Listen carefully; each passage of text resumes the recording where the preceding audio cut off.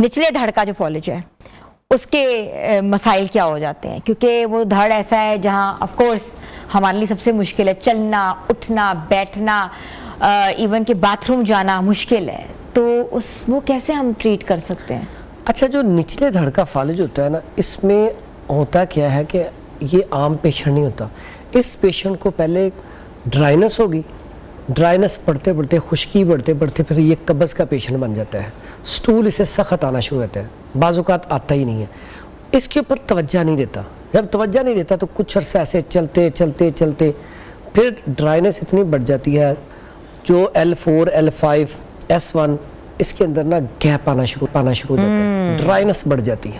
اب ہمارا سارا سسٹم تو اسپائنل کارڈ کے ساتھ ہے، جیسے ہی وہ اکڑاؤ آتا ہے وہ اس کو دبانا شروع کر دیتی ہے. اب دیکھیں کبھی بھی وہ نرز ہلکی سی بھی اس کو پریس کیا جائے تو آپ کی ایک ٹانگ میں درد شروع ہو جاتا ہے، جسے ہم شیٹیکا پین کہتے ہیں. اگر اس کا تھوڑا سا اور دباؤ آ جائے تو دونوں ٹانگوں پہ آپ کو پین شروع ہو جاتی ہے. پھر آہستہ آہستہ اگر وہ زیادہ دباؤ پڑ جائے تو پھر نمنس شروع ہو جاتی ہے، پھر اس کے بعد نچلا حصہ کام کرنا ہی چھوڑ دیتا ہے. تو اس لیے ہمیشہ یہ یاد رکھیں، ایسے پیشنٹ کو خون گاڑھا نہ ہونے دیں، کانسٹیپیشن نہ ہونے دیں. اس کے لیے جو ہم ایک نسخہ ریکمینڈ کرتے ہیں اس میں ہے تیز پتہ ہے، رائی ہے، گندک آملہ سار ہے، اجوائن ہے. یہ تین چیزیں جو ہے اس کا اگر فائن پاؤڈر کر کے اس کا استعمال کیا جائے چمچ کا چوتھائی حصہ صبح و شام، تو کچھ عرصہ استعمال کرنے کے بعد اس سے کافی حد تک فائدہ ہوگا. لیکن ایسے پیشنٹ کو ساتھ ہجامہ آئل تھراپی ضرور کروانی چاہیے تاکہ اس سے آہستہ آہستہ پیشنٹ ٹھیک ہونا شروع ہو جائے. اور ایسے پیشنٹ کو چائے، کافی، ٹھنڈا پانی، میدے والی چیز بالکل بند کرنی چاہیے اور آئلی چیزیں استعمال کرنی چاہیے، جس میں تر اور گرم چیزیں یا گرم تر چیزیں استعمال کرنی چاہیے. تو اس سے یہ پیشنٹ الحمدللہ جلدی ریکور کر لیتا ہے. اچھا، آپ نے پہلے بتایا تھا کہ حکیمی زبان میں یہ جو ڈرائنس والے پیشنٹس ہوتے ہیں یہ کون سے ہوتے ہیں، جو پیشنٹس ایسیڈک ہوتے ہیں وہ کون سے ہوتے ہیں، اور یہ جو تر اور خشک کا کیا مزاج، کیا کانسیپٹ ہے؟ اچھا، آپ نے بات اس سائڈ پہ لگی. حکمت میں مزاج ہوتا ہے انسان کا. جیسے آپ کل کائنات دیکھیں تو 4 چیزوں سے بنی ہے: آگ، ہوا، پانی، مٹی. مین عناصر یہ ہیں، اس کے بعد آگے ہیں.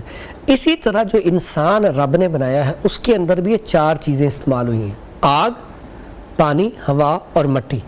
اب انسان کا جو آگے مزاج ہے اس کے اندر ہے گرمی، خشکی، سردی، تری. 4 چیزیں انسان کے اندر پائی جاتی ہیں.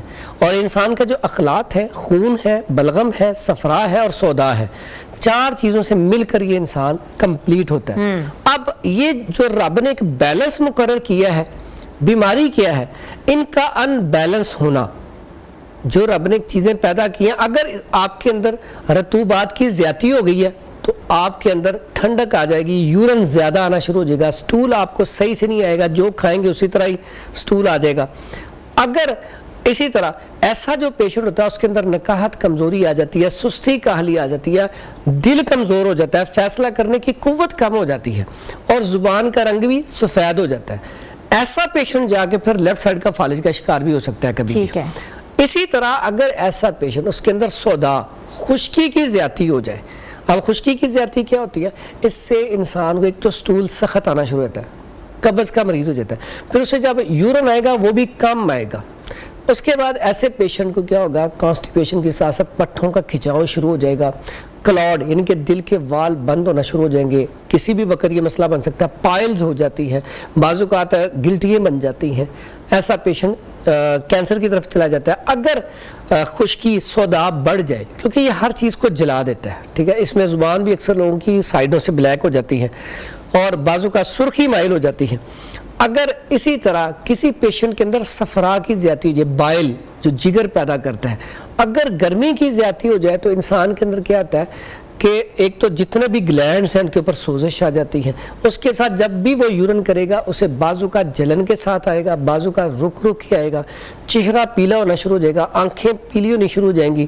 اور سٹول جب کرے گا تو اکثر پیٹ میں درد ہوگی تو سٹول کرنے جائے گا، پیٹ میں وٹ ہوگا تو وہ واش روم جائے گا.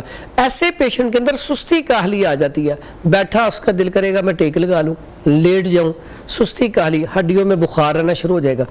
اسی طرح چوتھی چیز ہے خون کی زیادتی. اب اکثر ایسے لوگ دیتی ہیں پپوٹوں کے اوپر سوزش آ جاتی ہے، بعضوں کا دانے نکل آتے ہیں، کئیوں کی اکثر آپ دیکھتے ہیں یہ چیز ریڈ ہو جاتی ہے، چہرہ سرخ ہونا شروع ہوتا ہے بہت زیادہ، اور خون ان کا بہت زیادہ گاڑھا ہو جاتا ہے، جسم پہ دانے بننا شروع ہو جاتے ہیں۔ ایسے پیشنٹ کے خون کے اندر زیادتی بڑھ جاتی ہے۔ تو طب جو کہتی ہے وہ کہتی ہے کہ ان کا بیلنس، اگر ان کا بیلنس ٹھیک ہے تو انسان بالکل فٹ ہے، نہیں تو جو تحریک اس میں بڑھے گی وہ مرض اس کے اندر آ جائیں گے، پھر کیا کرتے ہیں دوسری تحریک کو بڑھا کر اس کو کم کر کے لیول کرتے ہیں، یہ صحت ہے۔ اچھا، فالج میں طرز زندگی کیسی ہونی چاہیے، پانی کتنا پینا چاہیے، ورزش کتنی کرنی چاہیے، اور ڈائٹ؟ اچھا، یہاں پہ نا فالج میں ایک چیز یاد رکھیں، کئی لوگ ہوتے ہیں وہ یہاں پہ نا صرف مساج کہتے ہیں جی آپ تیل کی مالش کریجئے، حالانکہ تیل کی مالش کا اس کے ساتھ تعلق نہیں ہے۔ ہاں، جب آپ کا فالج ختم ہو جائے اس کے بعد آپ آئل کا مساج کریں تو وہ جو پٹھے آپ کے ڈیمیج ہو چکے ہیں، کمزور ہو چکے ہیں، وہ ٹھیک ہو جائیں گے۔ لیکن آپ فالج آپ کو ہوا ہے تو آپ فوری طور پہ آپ اس کی مالشیں شروع کر دیں، کیونکہ یہ مرض دماغ کا ہے۔ تو آپ علاج کریں گے کلاڈ کا، آپ خون کی سرکولیشن کو بہتر کریں گے، اگر آپ کا بلڈ پریشر ہائی رہتا ہے اس کو پورا کریں گے تو پھر آپ کا فالج ٹھیک ہو جائے گا۔ فالج والے پیشنٹ کو چاہیے اس کو فالج رائٹ سائڈ کا ہے یا لیفٹ سائڈ کا ہے، کسی بھی اچھے مستند طبیب کے پاس جائے، اس سے اپنا ڈائٹ پلان لکھوائے۔ ایسے پیشنٹ کو چاہیے سادہ غذا کھائے اور کوشش کرے کافی، چائے، ٹھنڈا پانی، cold drink, fast food, junk food, میدے والی چیز، یہ تو ہر طرح کا فالج والا پیشنٹ چھوڑ دے، سادہ کھائے۔ سادہ چیزوں میں کیا ہے، سبزیاں ہیں، پھل ہے، سلاد ہے۔ اگر تو رائٹ سائڈ کا فالج ہے اس کے لیے بہترین غذا دلیا جو ہے، دلیا جو بڑی جلدی رائٹ سائڈ کے فالج کو کور کرتا ہے۔ اگر لیفٹ سائڈ کا فالج ہے اس کے لیے اکثر جو آپ نے بات سنی ہے، کسی کو فالج ہو جائے کہتے ہیں اسے کبوتر کھلاؤ، جنگلی کبوتر لا کے کھلاؤ، اسے بکرے کا گوشت کھلاؤ، مٹن کھلاؤ، تو وہ لیفٹ سائڈ کا فالج ہے، اس میں آپ مرغن چیزیں کون سی کھلائیں گے، بکرے کا گوشت کھلا دیں، دیسی مرغی کھلا دیں، کبوتر کھلا دیں، ایسی چیزیں کھلائیں، اس کا شوربہ، اس کی یخنی دیں گے، وہ پیشنٹ جلدی ریکور کر جائے گا۔ لیکن اگر آپ نے یہی غلطی کر دی رائٹ سائڈ کے فالج میں، آپ نے گوشت، کبوتر، اس طرح کی چیزیں کھلائیں تو آپ کا بلڈ پریشر ہائی ہو کے آپ کا مرض اور بڑھ جائے گا۔ اچھا، لیفٹ سائڈ کی فالج میں دل پہ کتنا اثر آتا ہے؟ دیکھیں، دونوں صورتوں میں دل کو نقصان تو ہوتا ہے۔ اگر رائٹ سائڈ پہ تو بلڈ پریشر آپ کا ہائی رہے گا تو دل تو نقصان میں ہے، اگر لیفٹ سائڈ کا ہے تو اس میں بھی کلاٹ جو ہے وہ برحال ہر حالت میں نقصان دیتا ہے۔ آپ فالج والا جو مریض ہوتا ہے اکثر اسے دل کا اٹیک بھی ہو جاتا ہے، تو اس لیے ایسے پیشنٹ کو ایسی دوائی ضرور دی جاتی ہے جس کے خون کی سرکولیشن تیز رہے۔ اچھا حکیم صاحب، جو لوگ الکوہول زیادہ کنزیوم کرتے ہیں ان کو سب سے زیادہ دیکھا ہے کہ فالج کا اٹیک بہت زیادہ ہوا ہے، بالکل ایسا، میں کافی لوگوں کو جانتی ہوں۔ بالکل تو اس کی کیا وجہ ہوتی ہے کہ الکوہول میں زیادتی اسے کنزیوم کرنا؟ بالکل صحیح آپ نے کہا، الکوہل سے بڑی جلدی فالج ہوتا ہے، ٹھیک ہے؟ اور الکوہل کا استعمال یا کوئی بھی ایسی نشاور آپ چیز استعمال کرتے ہیں، جیسے اس میں اور بھی نشاور چیزیں آتی ہیں، تو اس سے کیا ہوتا ہے آپ کے جتنے بھی پٹھے ہیں وہ سن ہونا شروع ہو جاتے ہیں، ٹھیک ہے؟ اب جب وہ سلو ہوتی جاتی ہے ان کی ورکنگ، ڈیمیج ہوتے جاتی ہیں، اس کے بعد خون گاڑھا ہونا شروع ہو جاتا ہے۔ جب خون گاڑھا ہوتا ہے تو وہ کلاٹ جو ہے وہ دماغ میں رک جاتا ہے، جس کی وجہ سے فالج ہوتا ہے۔ تو اس لیے میں کہتا ہوں کہ اس کا استعمال جو ہے وہ کم کریں۔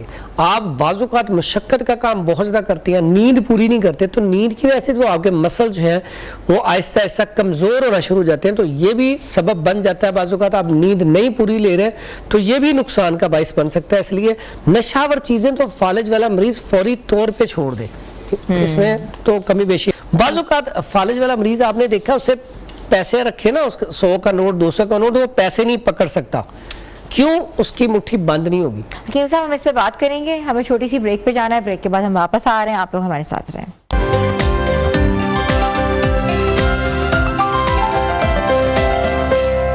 ویلکم بیک ویورز، فالج کے حوالے سے آج ہم بات کر رہے ہیں جن کے ہائی بلڈ پریشرز ہیں، اللہ نہ کرے کبھی نہ کبھی ان کو کوئی اٹیک ہو جائے تو اس سے پہلے احتیاط کیا کرنی، آج ہمیں بتا رہے ہیں حکیم حنیف صاحب۔ حنیف صاحب، ہم نے یہ دیکھا ہے جن کو فالج ہو جاتا ہے اکثر وہ پیمپرز پہ چلے جاتے ہیں، خوراک کی نالیوں کو لگا دیتے ہیں، اور صرف وہ دیکھ سک رہے ہوتے ہیں، نہ وہ ہل سک رہے ہوتے ہیں، نہ وہ کچھ بول سک رہے ہوتے ہیں، سن سک رہے ہوتے ہیں، اور آنکھوں میں ان کے کبھی نہ کبھی ہم نے دیکھے آنسو ہیں، کیونکہ میں نے ایسے کافی لوگوں کو جانتی ہوں۔ تو ان کے ساتھ کیا رویہ ہونا چاہیے، اور اگر وہ کمپلیٹلی طور پہ صحت یاب ہو جائیں پھر بھی کون سی ایسی چیزیں جو کہ رہ جاتی ہیں؟ دو چیزیں نا یاد رکھیں. ایک تو جب کمپلیٹ صحیح ہو جائیں تو پھر الحمدللہ بہت سارے ایسے لوگ ہیں جو الحمدللہ بہترین زندگی گزار رہے ہیں. اچھا اس اسٹیج سے واپس آئے آ جاتی ہیں. میں سمجھتا ہوں ایسا پیشنٹ جب آپ کے گھر میں ہو تو اللہ نے آپ کو ایک موقع دیا ہے کہ اس کی خدمت کر کے آپ جنت کے حقدار بن جائیں. لیکن یہاں معاشرے میں یہ ہوتا ہے کہ بوجھ سمجھا جاتا ہے. اسی لیے تو جیسے آپ نے شروع میں بات کی کہ لوگ دعا کرتے ہیں اللہ جب تک زندہ رکھے تو بالکل سلامتی والی زندگی دے, کسی کا محتاج نہ کرے. محتاجی اتنی بری ہے, ایک کام آپ خود سے کر رہے ہوتے ہیں, بعض اوقات پھر آپ کو وہ کام کوئی کر کے دیتا ہے, پھر آپ کو پانی چاہیے, آپ کو کچھ چاہیے, آپ محتاج ہیں. آپ نے واش روم جانا, آپ محتاج ہیں, ہر کام میں آپ محتاج ہیں. تو اللہ تعالیٰ سے پناہ مانگنی چاہیے محتاجی کی. پھر اس میں سمجھتا ہوں کہ جو گھر والے ہیں ان کا رویہ بہت اچھا ہونا چاہیے. اس کی بنیادی وجہ جو فالج والا پیشنٹ ہوتا ہے وہ ذاتی طور پہ میں نے دیکھا اپنی لائف میں جتنے پیشنٹ میرے پاس آتے ہیں, فالج والا مریض جتنا روتا ہے نا اتنا کوئی بھی نہیں روتا, کیونکہ وہ اپنے اعضاء کو دیکھ کے نا وہ بیچارہ سوچ کے روتا رہتا ہے. یہاں میں اس کے لیے بھی گزارش کروں گا جو فالج کا پیشنٹ ہو, دیکھیں شفا دینی ہے رب نے, وہ علاج کروائے, اچھی جگہ سے علاج کروانے کے ساتھ ساتھ دیکھیں وہ لیٹا ہوا ہے, اللہ نے اسے بھی موقع دیا ہے. ایک دیکھیں نا زندگی اس کی ہے, اللہ نے اسے موقع دیا زندگی میں اپنے گناہ بخشوا لو. تو وہ کیا کرے کہ وہ رب سے معافی مانگے, جن کے ساتھ زیادتیاں کی ہیں ان سے معافی مانگے. اچھا آپ نے ایک چیز نوٹ کیا, فالج ویسے فالج کسی کو بھی ہو سکتا ہے, لیکن بعض اوقات اللہ تعالیٰ آزماتا ہے. اگر کسی نے کسی کے ساتھ برا کیا ہو تو اللہ تعالیٰ کوئی بھی بیماری دنیا میں لگا دیتا ہے, لیکن اللہ تعالیٰ سے ہر ٹائم معافی مانگنی چاہیے. پتہ نہیں ہم سے کس ٹائم پہ کون سی غلطی ایسی سرزد ہو جاتی ہے جو کہ بہت بری ہوتی ہے, اس کی پھر ہمیں پنشمنٹ رب پھر دنیا میں دے دیتا ہے. اور بعض اوقات ایسے ہم نے لوگ دیکھے ہیں جنہیں دنیا میں بہت زیادہ آزمائش آئی, لیکن اللہ تعالیٰ پھر اس کے لیے کیا کرتا ہے, اگلے رستے آسان کر دیتا ہے. یہاں پہ اسے تکلیفیں آ جاتی ہیں, اور ایسے بندے کو اس بات کے اوپر شکر بھی کرنا چاہیے رب کا اس حال میں بھی کہ رب نے زندگی دی ہے, استغفار کرے, رب سے معافی مانگے, اور ایسا پیشنٹ ریکور ہو جاتا ہے. اور ایک نہیں بہت سارے پیشنٹ ٹھیک ہو چکے ہیں. صرف تھوڑی سی غلطی یہاں پہ میں کہوں گا کہ جیسے ہی نمنس شروع ہو, آپ کی رائٹ سائڈ یا لیفٹ سائڈ ہلکا سا کام چھوڑ رہی ہے, فوری طور پہ آپ کسی اچھے معالج کے پاس یا فوری طور پہ جگہ جگہ ہاسپٹل موجود ہیں. آج کل تو وہ انجیکشن آیا ہوا کہ اگر آپ 24 گھنٹے کے اندر لگوا لیں تو اس سے خون کی سرکولیشن فوراً تیز ہو کے کلاٹ نکل جاتا ہے. تو خدارا کبھی بھی ایسا مسئلہ ہو اس کو ایسا نہ کریں کہ ٹوٹکوں پہ رکھیں, فوری طور پہ خالی ٹوٹکوں کے ساتھ تو نہیں نگرانی, لیکن یہ بھی ساتھ ساتھ ضروری ہے. اچھا فالج والے پیشنٹ کو کیا روزانہ دینا چاہیے, کون سی ایسی ریمیڈی ہے جو آپ کہتے ہیں کہ وہ کہ ان کے لیے فائدے مند ہوگی؟ اچھا یہاں پہ نا ایک اس کی بات یہاں پہ چھوٹی سی آپ کی اس میں بات ہو رہی تھی, دو چیزیں رہ گئی تھی اس میں. بعض اوقات آپ نے دیکھا فالج والا پیشنٹ, اس کے سامنے آپ 500 کا نوٹ یا 1000 کا نوٹ رکھ دیں, نہیں ہوگی اس کی, اسے کہیں یہ اٹھا لو تو آپ کا ہی ہے, اسے اٹھایا ہی نہیں جائے گا, کیونکہ آپ کے جب عضلات کے اندر اعصاب کے اندر یہ تحلیل واقع ہو چکی ہے تو آپ کا ہاتھ تو لٹکا رہے گا, بند ہی نہیں ہوگا. تو کچھ پیشنٹ میرے پاس ایسے آتے ہیں جن کا ہاتھ ایسے مڑا ہوا تو وہ دو بندے پکڑ کے سیدھا بھی کریں تو سیدھا نہیں ہوتا. اب ایک کے جسم میں ہے اکڑاؤ, ایک کے جسم میں تحلیل ہے.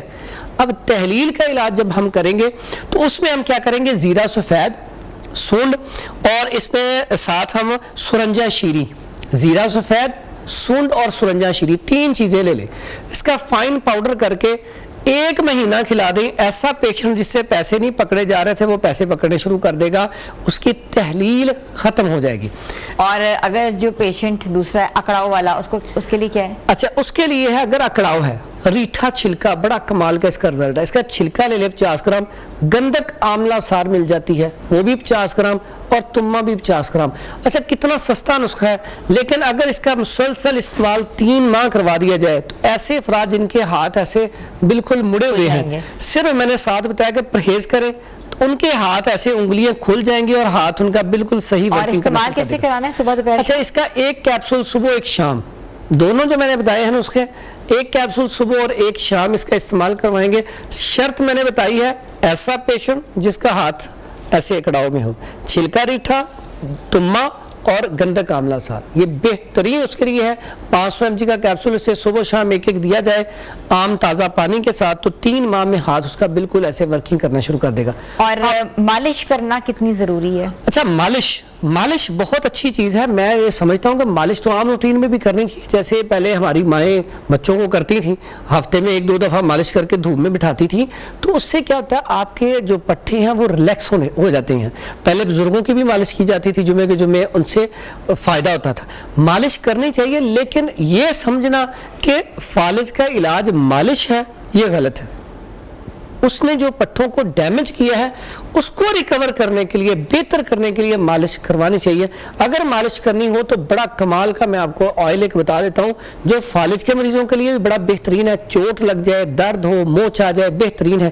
اس میں کیا کرنا ہے، مچھلی کا تیل لے لیں 50 گرام، تارپین لے لیں 20 گرام، اولیو آئل لے لیں 50 گرام، تلوں کا تیل لے لیں 50 گرام، یہ سارے، اور روغن بادام لے لیں 50 گرام۔ یہ 5 آئل لے کے اسے مکس کر لیں۔ مکس کرنے کے بعد ہلکی دھوپ میں بیٹھ کے اس کا اگر مساج کیا جائے تو کمال کا رزلٹ ہے۔ ایسے پیشنٹ جو مہروں کے مریض ہیں یا کمر کے مریض ہیں ان کے لیے بھی یہ والا جو آئل ہے بڑا کمال کا ہے، فوری طور پہ ریلیف دے گا انہیں۔